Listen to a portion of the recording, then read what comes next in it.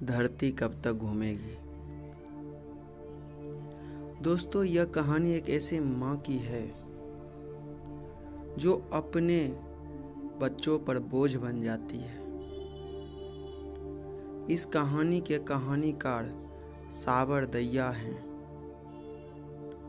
जिन्होंने राजस्थानी जनजीवन की चर्चा इस माध्यम के द्वारा की है। दोस्तों, यह कहानी सीता की है। सीता के 3 बेटे हैं। बड़ा बेटा कैलाश, नारायण और बिरजू। सीता का परिवार भरा पूरा था। घर में 3 बेटे बहुएं, पोते पोतियां, नाती नतनी सब कोई है, लेकिन माँ की देखरेख करने वाला कोई नहीं।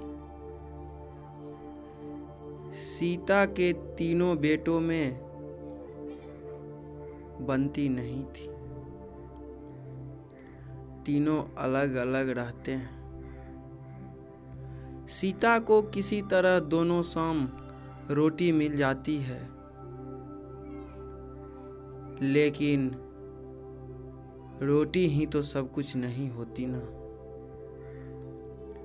जब तक सीता के पति जिंदा थे सब ठीक ठाक था।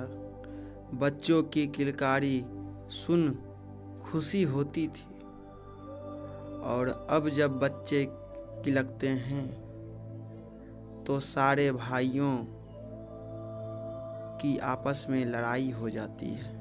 अपने बच्चों को पुचकारेंगे, लेकिन छोटे भाइयों के बच्चों को देखते ही उबकाई आने लगती है। सीता अपने बारे में सोचती है, कहने को तो वह इनकी माँ है, लेकिन कोई घड़ी भर पास आकर भी ये नहीं पूछता कि माँ तुम्हारी तबीयत कैसी है। अचानक एक दिन कैलाश ने भाइयों को बुलाकर कहा कि माँ को रखने का मैंने कोई ठेका नहीं ले रखा है, और तय हो गया कि माँ तीनों बेटों के यहाँ बारी बारी से 1-1 महीना रहेगी। बेटे और रोटी में रोटी महत्वपूर्ण हो गई। किसी ने सीता से पूछने की जरूरत भी नहीं समझी। सीता सोचने लगी, यह भी कोई जिंदगी है, एक जगह से दूसरे जगह लुढ़कना। उसका हाल पाटे की भिखारन जैसी है, एक जगह से दूसरे जगह जाना। महीना खत्म होते ही बेटा कहता है, अब तू दूसरे के घर जा। 5 वर्ष बीत गए यही आवाजाही में।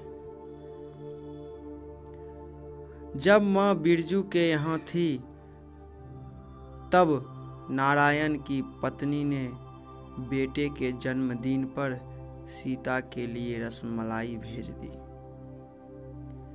बिरजू की पत्नी बिफर पड़ी और कहने लगी, अपनी अमीरी दिखाने के लिए रसमलाई भेजी है क्या?